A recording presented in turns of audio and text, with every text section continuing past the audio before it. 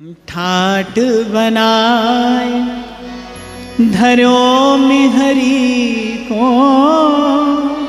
ठाट बनाए धरो मिहरी को, हे पुरुष ते आगर। ठाट बनाए धरो मिहरी को, हे पुरुष ते आगर। अच्छा, मुझे बहुत संभाल कर कहना पड़ेगा, पर अब बात आई है तो कहना पड़ेगा। सब महापुरुषों ने कहीं ना कहीं थोड़ा और कहीं ना कहीं अधिक इस बात का जो है वो संकेत किया है। स्वामी जी भी आज यही बात कर रहे हैं, बोले ठाट बनाए धर्यो मिहिरी को, मिहिरी अर्थात स्त्री, करे पुरुष ते आगर। ले यहां पर आज झगड़ा होता है महिला सशक्तिकरण का और जाने क्या क्या। स्वामी जी कह रहे हैं भाई पहले ही दिन से रचना करने वाले ने बोले स्त्री को पुरुष से अधिक ठाट दिया है। और यहां तो खैर श्री स्वामी जी की वाणी का संकेत ये है कि साधक को यहां इससे बचने की बड़ी आवश्यकता है। व्यास जी भी अपनी वाणी में कहते काम रति सुख की निशानी, बोले संसार के सुखों में जो एक बड़ा सुख है वो क्या है? स्पर्श का सुख है, वो काम का सुख है। व्यास जी ने कहा काम रति सुख की निशानी। और संत महापुरुषों के चेताने और जगाने का ये भी कारण है, जब कोई भजन के मार्ग पर चलता है तो ये दो प्रलोभन अवश्य उसके सामने आते हैं, कंचन भी और कामिनी भी। धन भी आएगा और ये स्थिति भी उसके सामने अवश्य आएगी।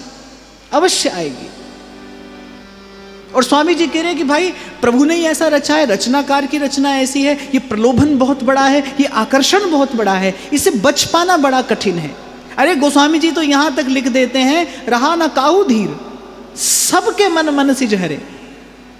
सब में तो चींटी से लेकर ब्रह्मा जी तक सब आते हैं।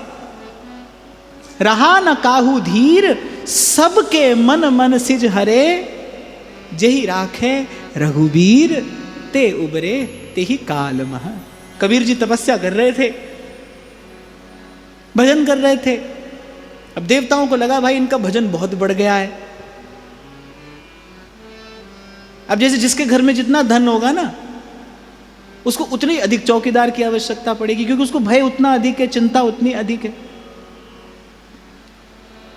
तो देवताओं ने विचारा कि भाई इनकी तपस्या को किसी प्रकार रोकने का, भंग करने का प्रयास करना चाहिए। अब उन्होंने भेजा किसी अप्सरा को। अब कबीर जी तो भगवत प्राप्त महापुरुष हैं। कबीर जी अप्सरा को दर्शन करते कहते तुम घर जाओ हमारी बहना, बोले यहां तुम्हारा लेना ना देना और यहां तुम्हारी दाल गले ना, और यहां कुछ होने वाला नहीं है। बोले क्यों?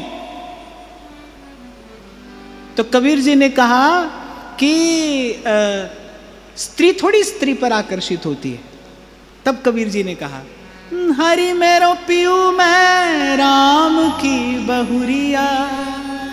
बोले मेरी ओर मत देखो, मैं कौन हूं? हरि मेरो पियू, मैं राम की बहुरिया। मैं तो खुद अपने प्रियतम की जोगन हूं। हरि मेरो पियू मैं राम की बहुरिया, राम बड़े मैं छुटक लहुरिया, राम बड़े मैं छुटक लहुरिया। और आत्मा का विशुद्ध स्वरूप यही है, आत्मा का विशुद्ध स्वरूप यही है। मीरा जी ने कहा ना श्री जीव गोस्वामी से, भाई मुझे तो लगता था कि परम पुरुष एक नंदन है और सकल ब्रजनारी, ये दूसरा पुरुष कहां से आया? पुरुष तो एक ही है भाई, और प्रत्येक आत्मा उसी की संगिनी है, वही नित्य संगी है, वही जन्म जन्म का साथी है। मीरा जी ने पद गाया है, महाराज जन्म जन्म रा साथी, मेरे जन्म जन्म के साथी आप हैं।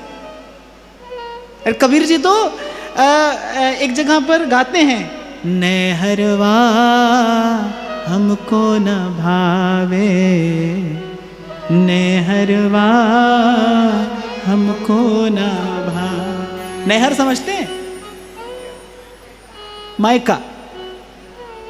कबीर कहता है कि बोले अब ये मायका नहीं भाता। साईं की नगरी परम अति सुंदर, जहाँ कोई आए न जावे, साईं की नगरी परम अति सुंदर, तहाँ कोई जाए ना। अब देखो कबीर, पर कबीर किस किस भाव में स्थित हैं? हरि मेरो पियू मैं राम की बहुरिया। और मुझे लगता है कि संतों के कहने का तात्पर्य ये है कि इस आकर्षण से, इस स्त्री रूपी आकर्षण से यदि बचा जा सकता है तो केवल अपने निज स्वरूप में स्थित होकर ही बचा जा सकता है। मैंने कई बार आपसे कहा, अपने आप को पुरुष समझो तो फिर स्त्री का आकर्षण है, स्त्री समझो तो पुरुष का आकर्षण है। पूर्व भी हमने चर्चा की कि देह के धरातल पर खड़े होकर संसार को देखो, फिर स्त्री है तो पुरुष के लिए आकर्षण है, पुरुष है तो स्त्री के लिए आकर्षण है। और जैसे ही अपने निज स्वरूप में स्थित होइए, और निज स्वरूप क्या है? यही है, हरि मेरो पियू मैं राम की बहुरिया। कबीर जी ने तो स्थान स्थान पर प्रभु को अपना भरतार कहकर पुकारा है कि दुल्हन गावो मंगलाचार, हमारे घर आए राजा राम भरतार। नेहरवा हमको ना भावे, नेहरवा हमको ना। नहीं तो भाई विदग्ध ब्राह्मण है, क्या उसकी प्रतिभा है, क्या उसका पांडित्य है। कहते हैं कि जब रावण ने पहली बार स्तोत्र की रचना की, जटाडवीग लज्ज्वल प्रवाह पावक स्थिते, अरे महादेव को नृत्य करने पर बाध्य कर दिया। ऐसी सुंदर उसकी रचना, ऐसी सुंदर रचना, अद्भुत प्रतिभा, अद्भुत पांडित्य उसका। पर कहां गया वो सब?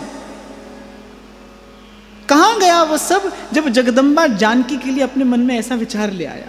कहते जब कुंभकर्ण को जगाया गया तो कुंभकर्ण ने जगते ही जब सारी बात सुनी तो अपना माथा पीट लिया और बोले, हरि आन जगदम्बा सठ चाहत कल्याण। बोले जगदम्बा का हरण करके अब ये मूर्ख अपना कल्याण चाहता है, इसका कल्याण कैसे संभव है? न करने योग्य अपराध इसने किया, न करने योग्य अपराध इससे हुआ, क्या परिणति इस अपराध की हुई? कहने रहा न को रोवन हारा।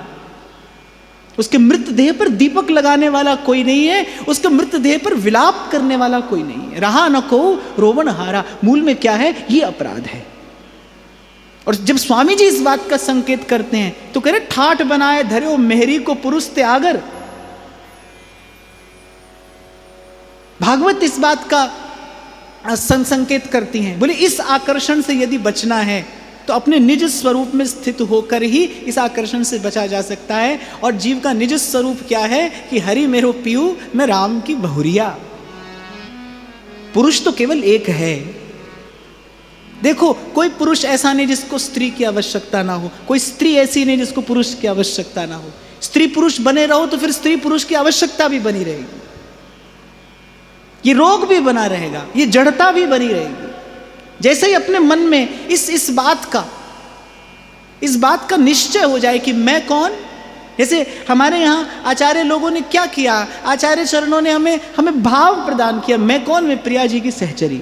और जैसे ही ये दृढ़ निश्चय मन में हुआ, जैसे इस भाव में प्रवेश हुआ, तब न स्त्री और न पुरुष, मैं प्रियाजू की सहचरी। और प्रियाजू की सहचरी को न स्त्री की आवश्यकता न पुरुष की, प्रियाजू की सहचरी को केवल प्रियाजू के चरणों की आवश्यकता है। जागृत स्वप्न सुषुप्तिषु स्फुरतु में राधा पदाब्ज छटा, उसे केवल श्री जी के चरणों का अवलंब है, उसी का आश्रय है। तो मैंने देखा, महापुरुषों की वाणी में देखा, व्यास जी तो स्थान स्थान पर अपने आप को प्रियाजू की सहचरी सखी कहकर ही प्रकीर्तित करते हैं, गौरव से कहते कि हाँ मैं प्रियाजू की सहचरी हूं।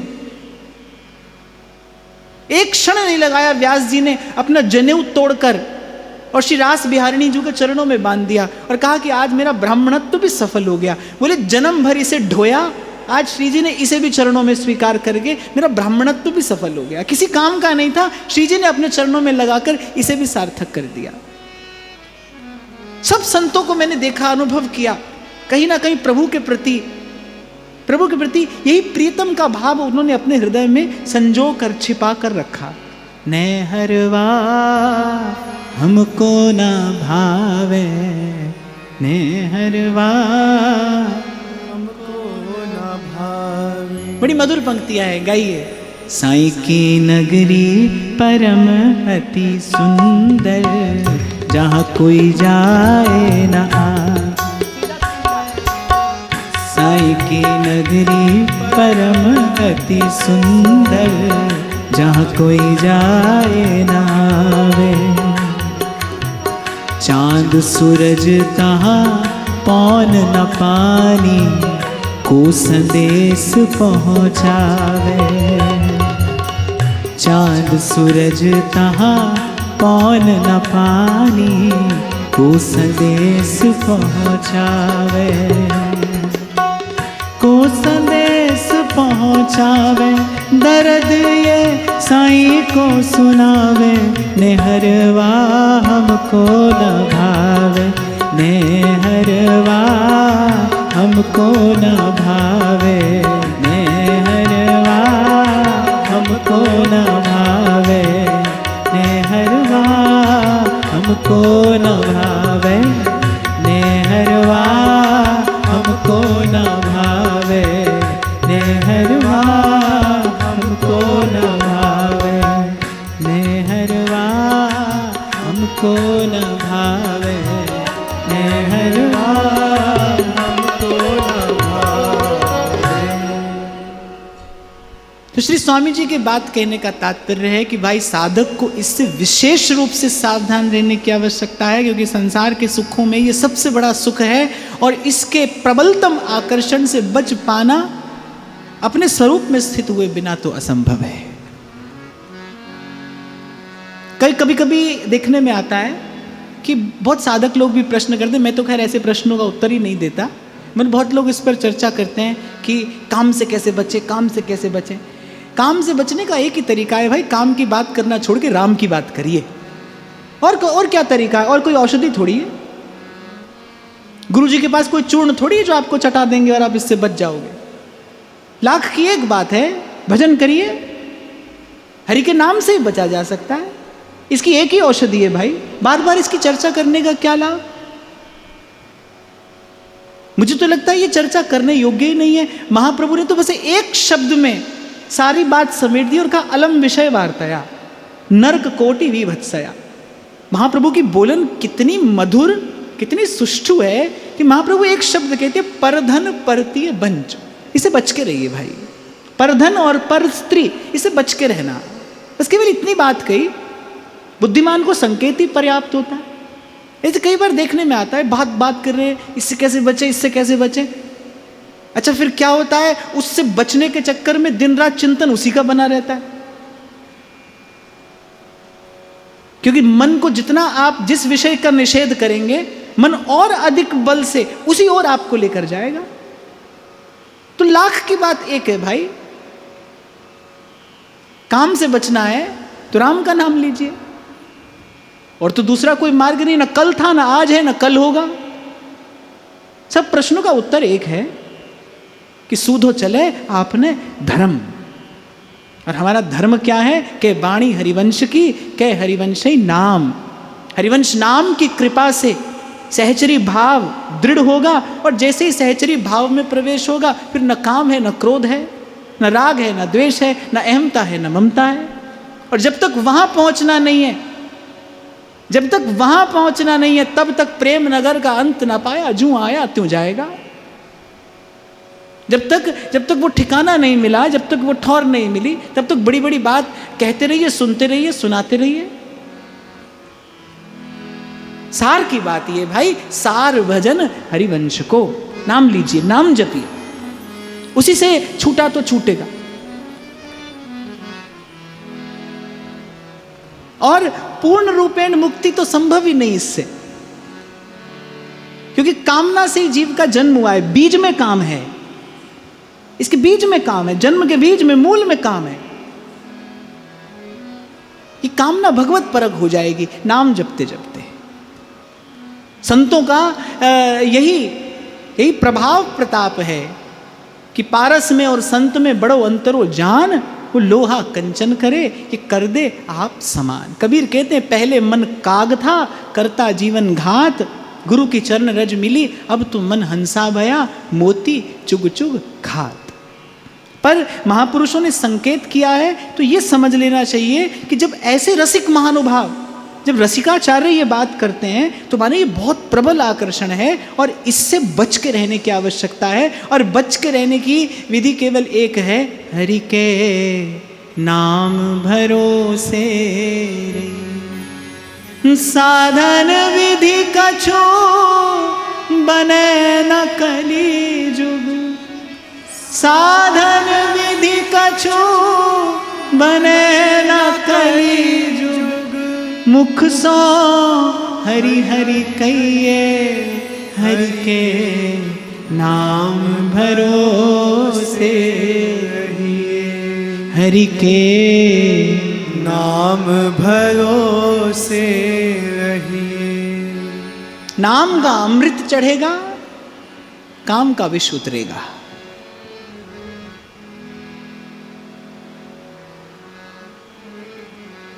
तो ये बात मैंने आपको इसलिए निवेदन की, कभी कभी व्यक्ति अनावश्यक विचार करके भी अपने सर पर एक बोझ रख लेता है।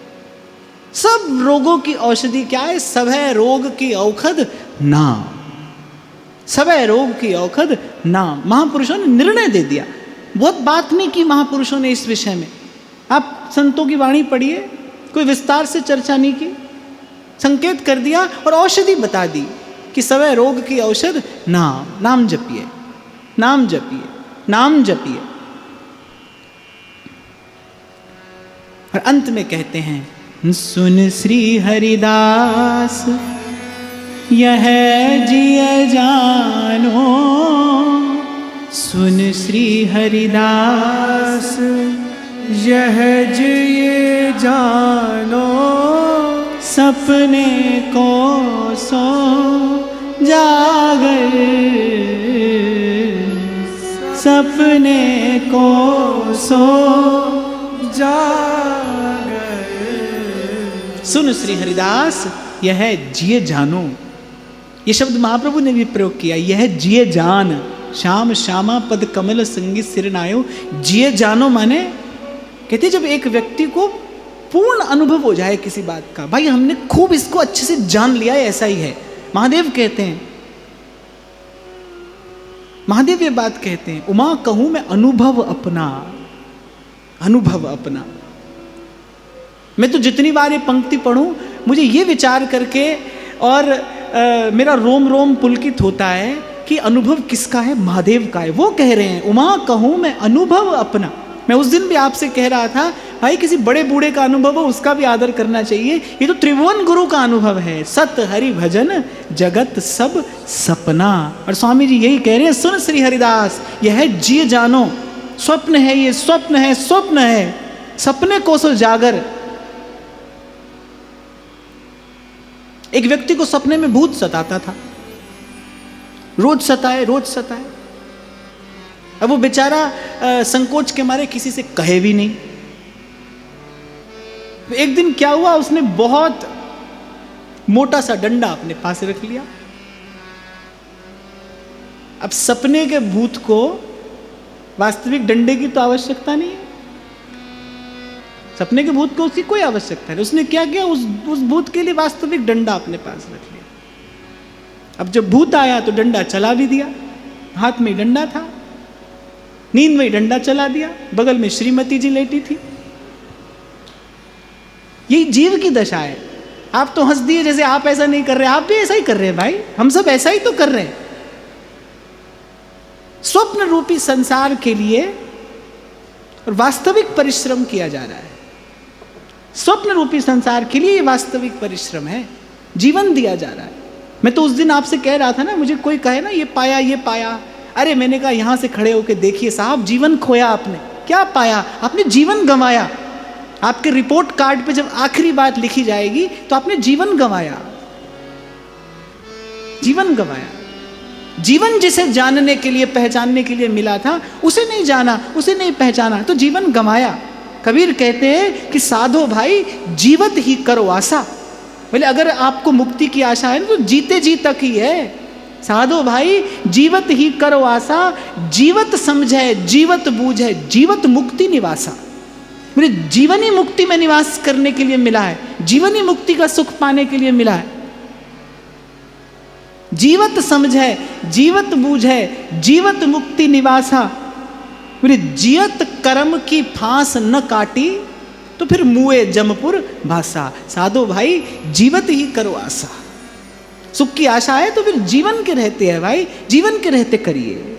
कबीरा जीते भेटिए मुए मिले न राम।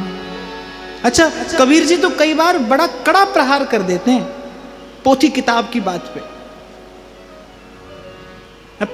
पुस्तकों में तो लिखा है मरने के बाद ये, मरने के बाद वो, मरने के बाद ऐसा, मरने के बाद वैसा। करे मुए मिले न राम, लोहा माटी मिल गया पारस का क्या काम। लोहा माटी मिल गया अर्थात ये देह है, ये प्रभु से मिले बिना लोहे की है, पर नाम का चिंतामणि जो सदगुरु के पास है उससे स्पर्श करा के इसे पारस बना लीजिए। पर ये अवसर कब तक है? जब तक जीवन है। लोहा माटी मिल गया, ये देह जब माटी में मिल गई फिर पारस का क्या काम। कबीरा जीते भेटिए मुए मिले ना राम, इसीलिए कहा जियत समझे जियत बूझे जियत मुक्ति निवासा, जिए कर्म की फांस ना काटी तो फिर मुए जमपुर वासा। महाप्रभु भी कहते हैं ये डरई डरप जम द्वारे न कटियत नक छीके, जय श्री हित हरिवंश प्रपंच विषय रस मोह के, हरिहा बिन कंचन क्यों चले 25 सालों के। अच्छा, एक और बात जो अभी मैंने आपको एक छोटा सा उदाहरण दिया ना, स्वप्न से, स्वप्न के प्रभाव से मुक्ति का केवल एक उपाय है, बिस्तर से उठ जाना, नींद से जाग जाना। यही स्वप्न के प्रभाव से मुक्ति का एकमात्र उपाय है। देखो ये बड़ी सूक्ष्म बात है कि संसार को झूठ नहीं कह रहे हैं, असत्य नहीं कहा, स्वप्न कहा। स्वप्न सत्य और असत्य के मध्य में होता है, ना सत्य होता है ना असत्य होता है। जब महादेव कह रहे हैं ना जगत सब सपना, स्वामी जी भी कह रहे हैं सपने को सो जागर, सपने जैसा है, माने दिखाई भी पड़ता है पर नहीं है। कहने वाला कहता है कहूं तो है नहीं और नहीं कहूं तो है कहूं तो है नहीं, नहीं कहूं तो है, इस है नहीं के बीच में कुछ ना कुछ तो है। ये संसार है नहीं के बीच में कुछ ना कुछ तो है, ना तो है और ना नहीं है। सपने को सो जागर, और स्वप्न के प्रभाव से एक ही विधि मुक्त हुआ जा सकता है भाई, नींद से उठ जाइए, तंद्रा छोड़िए, जो मोह की निशा है वो टूटे तो इस स्वप्न का अंत है।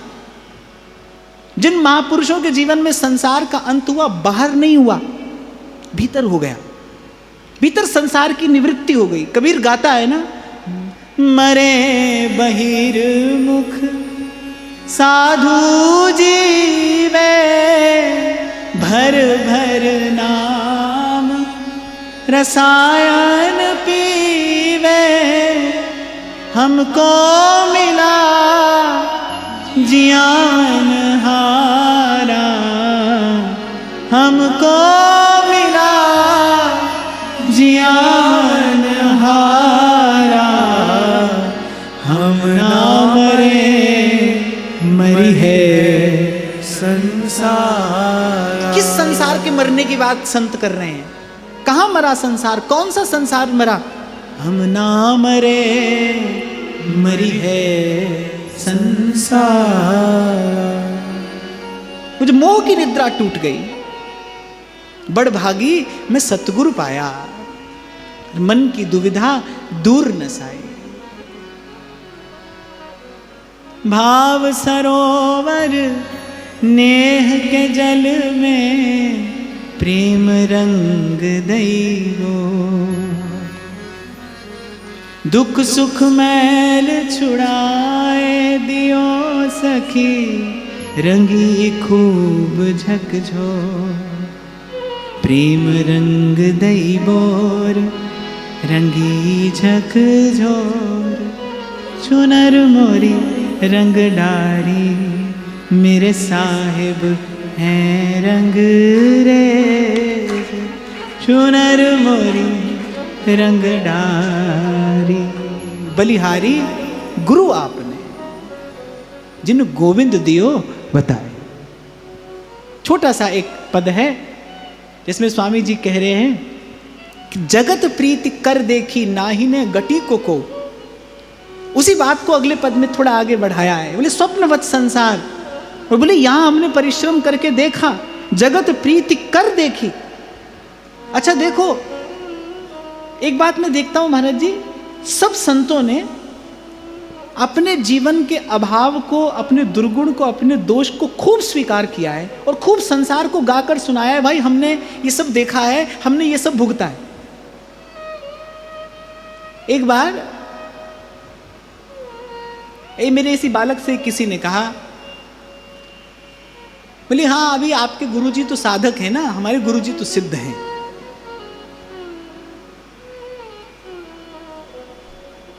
तो मैंने कहा असलियत पूछो तो अभी हम पूरे पूरे साधक भी नहीं हैं। साधक बन जाना तो जीवन की श्रेष्ठतम उपलब्धि में मानता हूं, जिसे सीखना आ जाए, जिसे उस विनम्रता के, उस दैन्य के धरातल पर खड़ा होना आ जाए, उससे तो प्रभु एक क्षण भी दूर नहीं।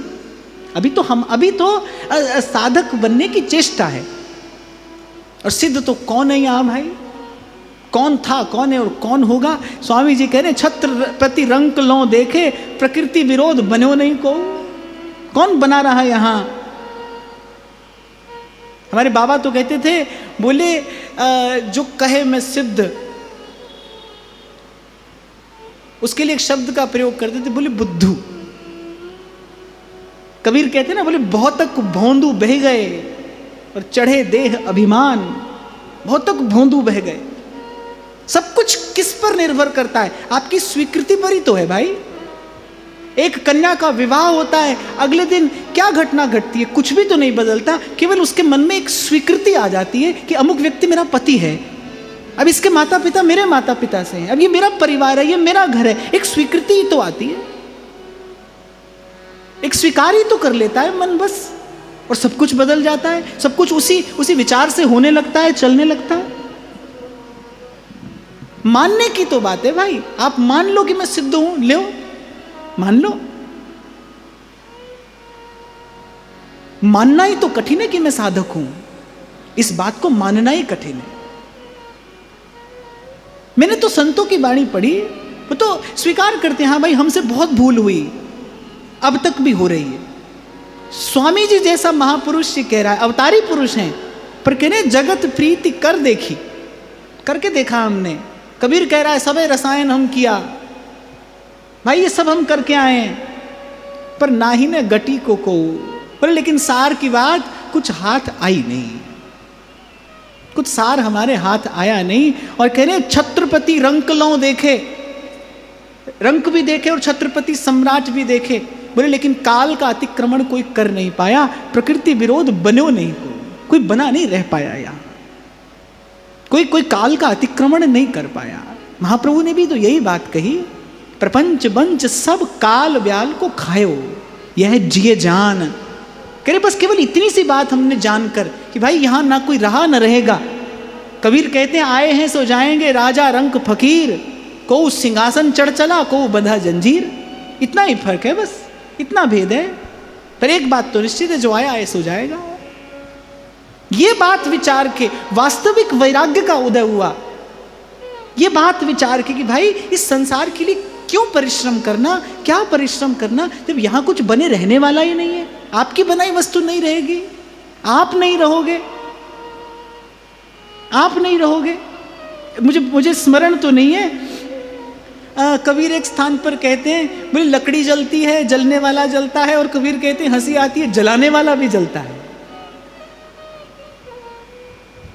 लकड़ी जली, जलने वाला जला, जलाने वाला जला, और अंत में कहने सब जग जलता देख के भय कबीर उदास। उदास माने ये विचार के इस संसार से वैराग्य हुआ है, इससे उपरति हुई है। भाई यहाँ कुछ बहुत अधिक परिश्रम करने का लाभ नहीं है। परिश्रम करना है तो प्रभु के लिए करिए, प्रयास करना है तो प्रभु के लिए करिए। सब जग जलता देख के भय कबीर उदास। जन्म मरण विचार के और कूरे काम निवार,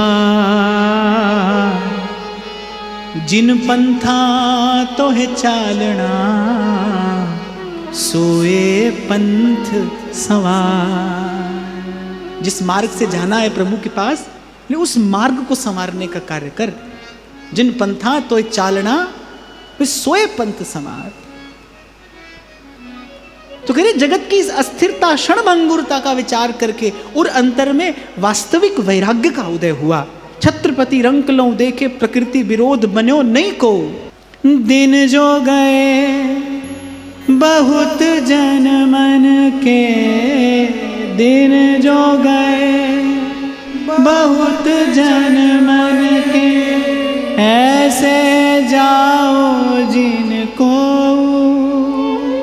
ऐसे जाओ जिनको। सुन श्री हरिदास मीत भले पाए बिहारी, ऐसे पाओ सबको। सुन श्री हरिदास मीत भले पाए बिहारी, ऐसे पाओ सब। आहा, कहने दिन जो गए बहुत जनमन के। जैसे कोई व्यक्ति कहे ना, भाई हमने बहुत कष्ट उठाया, तुम मत उठाओ। माता पिता अपने बालक से कहते ना, बेटा हमने जीवन में बहुत कष्ट उठाया, हम चाहते हैं तू वो कष्ट ना उठाए। ऐसे संत जीव मात्र पर, प्राणी मात्र पर अपने वात्सल्य की वर्षा करते हुए कहते हैं कि दिन जो गए बहुत जन्मन के। अरे बहुत जन्म इसी प्रकार गंवाए, बोले अब मत गंवाइए, ऐसे जाओ जिनको। और अंतिम बात, स्वामी जी कोई बात कहीं से भी आरंभ करें, पर अंत में अपने श्री बिहारी जी के चरणों में आ जाते हैं। श्री हरिदास के स्वामी श्यामा कुंज बिहारी, कहीं से भी आरंभ करें आ यहीं जाते हैं। सुन श्री हरिदास मीत भले पाए बिहारी, सुन श्री हरिदास मीत भले पाए बिहारी, ऐसे पाओ सबको। बोले ये मन का वो मीत है और निभाए जाने जी को।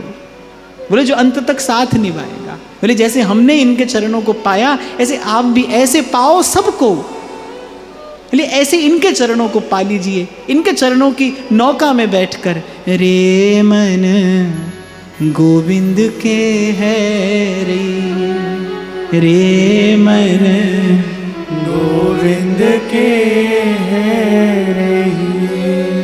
ये संसार अपार बिरत है, ये संसार अपार बिरत है। जम की त्रास न सहिए, रे मन गोविंद के है रे, रे मन गोविंद के है रही। तो अवश्य विचार करना चाहिए भाई, इन संतों ने कितनी भांति, कितने प्रकार से आपके मेरे मन को जगाने के लिए ये सब कहा है, ये विचार दिया है, ये प्रसाद दिया है। और मैं तो वही बात कह के आज की चर्चा को विराम दूं कि अबहू मिला तो तबहू मिलेगा। साधो भाई जीवत ही करो आशा, जीवत मुक्ति निवासा। 3 पद रह गए और 3 दिन का सत्र बचा है। ये अब की बार जो चर्चा रही, बड़ा सुख मिला स्वामी जी की वाणी का आश्रय लेकर।